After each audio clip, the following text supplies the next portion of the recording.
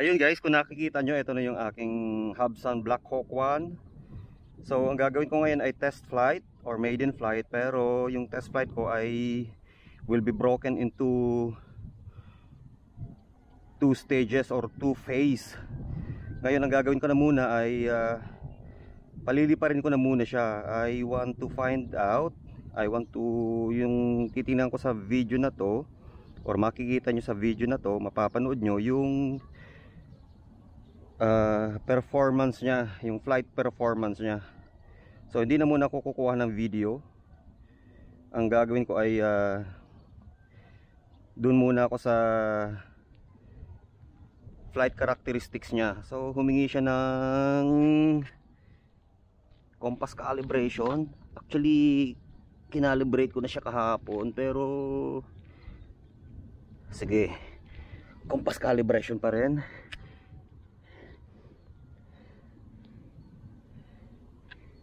Okay, down and turn to going to the left. Na-compass calibrate ko na siya kagabi actually. Ayun, tapos na, successful calibration. Yan. So hintayin ko na lang yung satellite lock niya, or mabilis, oh. Mabilis, may 17 satellite lock agad. Okay. And then ready to fly. Wow. Okay, check ko na muna. Pre-flight check. Battery is 92%. Satellite is 20. Yung battery level ng remote ay hindi nag-a-appear sa application. So yan na, kung nakikita nyo, sana nakikita nyo.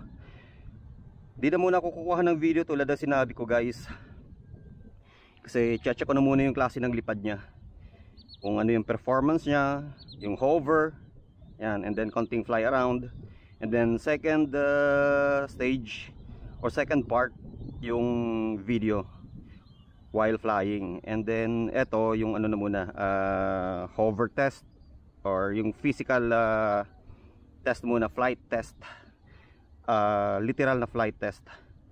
So meron siyang sa application, meron siyang ano, one key take off, or pwede rin sa remote. Try natin itong one key take off. Okay. Wow. Ayun, so after ko ma-hit yung ano, after kong pindutin yung one key take off, ay nag-hover siya sa like 1.5 meters. Stable siya, oh.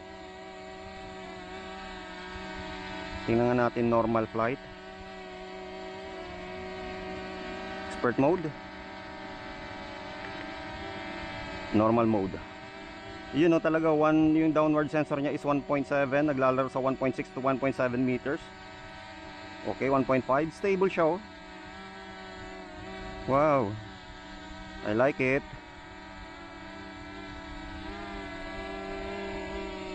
Ay, may ilaw siya. Tanggalin ko lang yung ilaw niya sa ilalim para hindi mag-consume ng battery masyado. Okay, wala. Yung return to home ko is 64. So return to home na rin, tetest ko na rin yung return to home. So mamaya na siguro. Nawala naman eh, oh. Ayun, nawala, oh. Nawala yung ilaw. Automatic siya eh. Pagka mababa siya, tapos parang ano, tingnan natin ulit kung mag-a-appear ulit yung, ayun, no, nag-a-appear sa ano, pagka 1.6, 1.5 altitude, yung para maglalan siya, nag-a-appear yung ano, kusang nag-iilaw yung ano, yung LED light niya sa ilalim, kusang nag-iilaw. Ay, napaka-stable, oh. Ang ganda. Tibay. Ganda rin. Wow. Ito naka-normal mode to. Yo.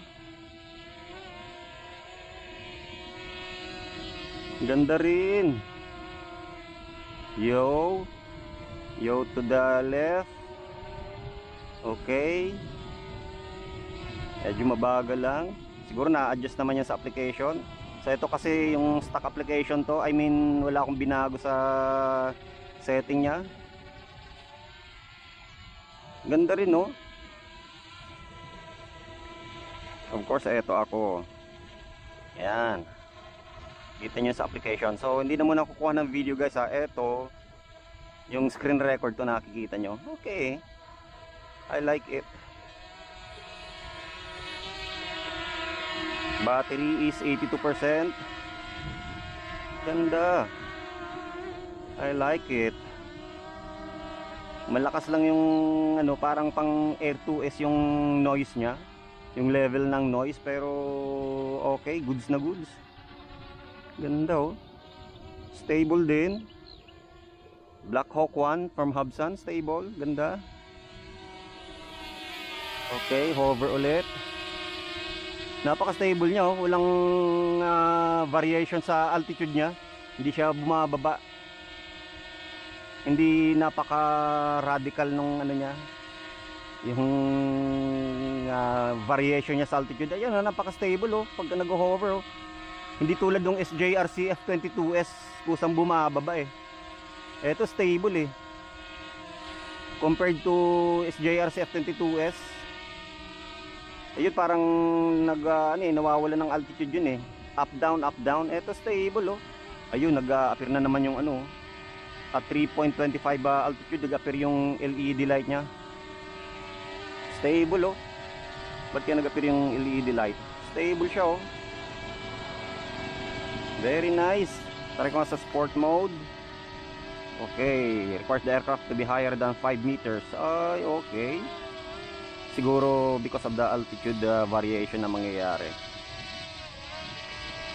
Okay, switch to trail mode. Hindi, altitude mode. Altitude mode. Sport yan. Expert. Ayun, mabilis. Mabilis siya. Bilis oh. Sport mode or expert mode. Bilis. So tulad na sinabi ko ay ano muna to, flight test. So wala pang filming dito. Walang video taking na mangyayari because I want to assess first yung flight characteristics niya and behavior and performance. Yan muna yung i-assess ko. Hindi muna yung video quality, range. So dito na muna tayo sa hover and konting flight test to see to discover, to find out how stable the drone is. So far in a very little wind kasi ngayon almost walang hangin.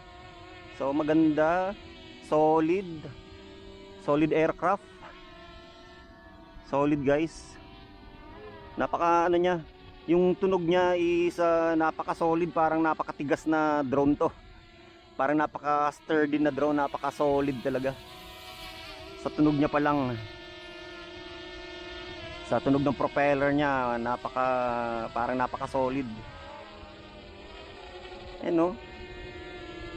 Very nice. Horizontal niya, horizontal. Yung stability niya, yung gimbal is solid naman sa'yo. So far, yung ano niya, horizon is no issue. Walang tilted horizontal, walang tilted horizon. Sorry. So far, okay. Very good. Sana kita kasi walang nag-film for myself. Only myself sa aking head camera. So nakailang minutes ba ako. So far okay. I like it guys. Try ko kaya return to home. Okay. So I guess pwede naman okay na 'to eh. Kita-kita niyo na eh oh, yung stability niya. Yung flight ano niya? Flight performance solid. So kasi ngayon tulad na sinabi ko, napakakalmado, very calm day, walang hangin. So test ko rin siya pagka medyo lumakas yung hangin, tetest ko rin siya sa mahangin. Okay, lalayo ko siya ng konti, then I will hit return to home. Yung return to home ko na altitude is 64 I think. There's something wrong with the horizon, medyo tagilid. Ayan, sayo pala. Ba't kaya? Ayun nga, nagkaroon na ng problema. May ano siya. Ba't kaya? Yan nga sa ano. Ayun sa, kala ko lang problema, kala ko lang magiging problema sa ano sa horizon, mayroon pala. Anyway, maya na natin yung problemahin. So eto, re-return to home muna ako. Pag nagro-rotate siya, nagkakaroon ng ano, uneven na horizon. So distance is siguro gawin kong 200, then return to home. I will hit the return to home. Ayun. So dito na muna tayo sa physical button from the remote. Return to home. Ayun, return to home. Kung mapapansin nyo yung ano, yung icon niya sa application is nagkaroon ng nagkaroon ng animation yung return to home niya. Check natin, lalayo ko ng onte para kita sa landing pad niya kung ano siya, yung precision, yung precision ng return to home ni Hubsan Black Hawk 1. Let's see. Yun, so 64 yung ano niya, yung return to home altitude. 57% battery, 24 satellite lock. Yun lang yung remote niya, walang telemetry ng battery ng battery level niya. So ayan na siya. 64 altitude. Ayun, humarap sa or tumalikod siya. Ayan na siya, nagre-return to home.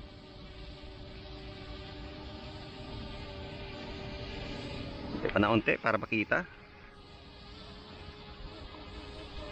So tulad na sinabi ko, yung flight test ko, yung maiden flight ko will be broken into 2 stages or 2 phase. The first one is lipad-lipad lang muna, maiden flight, to assess the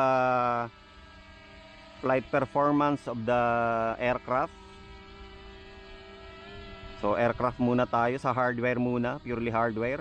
Then the second one will be the filming or the video quality. So ayan na, nag-return to home na siya. May konting yun. So meron siyang konting variation sa landing pad niya. Siguro 1 meter difference or distance from the takeoff point or landing pad.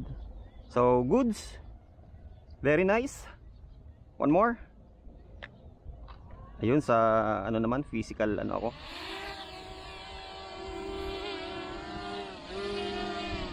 So goods, medyo may 1 meter na variation sa ano.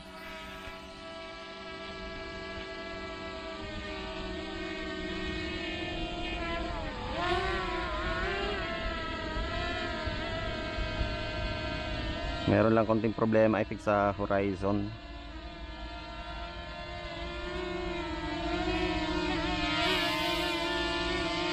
Ayan na ulit siya.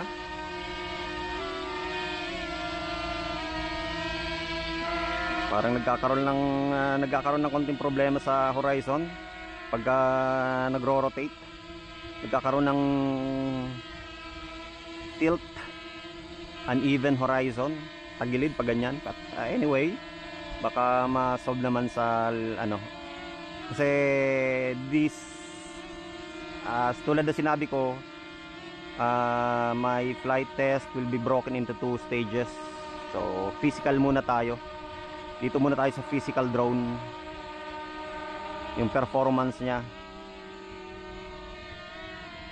Okay, tingnan natin yung 1 key landing. So kusang nang umiilaw talaga yung LED light niya pag na-detect niya yung ground. Once na ma-detect yung ground, kusang umiilaw yung LED light niya sa bottom niya. Wala siyang 1 key landing. Ang meron na sa kanya return to home, wala siyang 1 key landing. Yan, ano. Wala siyang 1 key landing, return to home. Ito yata, tingnan natin ulit sa application. Automatic return, the drone is about to return to home. Please make sure current position. Wala. So, try ko nga hand catch. Ay, tingnan natin yung ano niya, yung downward sensor niya, kung paano mag-work yung downward sensor niya. Let's see. Kunyari, ito yung obstacle. Ayun, galing din ha. Nagre-react din siya. Hindi siya basta-basta umano ha.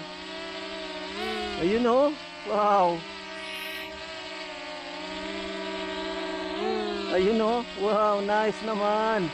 So hand catch. Galing. Parang ano ha, DJI ha. Ang galing naman yan. Galing ha. Okay, diyan ka na lang. Galing ha. Nagre-react siya sa sa obstacle ha. Hindi siya basta-basta naglalamb eh. Ay, nawala na naman ano. Ayun. Yun. Pag yung LED light niya active, hindi siya basta-basta hindi mo siya basta-basta ma-hand catch. Kung nagre-react yung niya, nagre-react yung downward sensor niya. So once na mamatay, once turned off, yun, na siya, maglaland na siya. Oh, nice. Pwede na. So, okay. So, abangan nyo yung second part guys, which is video and siguro may konting range test and yung connection test, connectivity, kung gaano ka-solid yung connection, and then of course yung range, and then yung video quality. So dito sa ngayon, yun na muna. Flight muna, yung hardware test muna tayo. Right? So subscribe to the channel guys.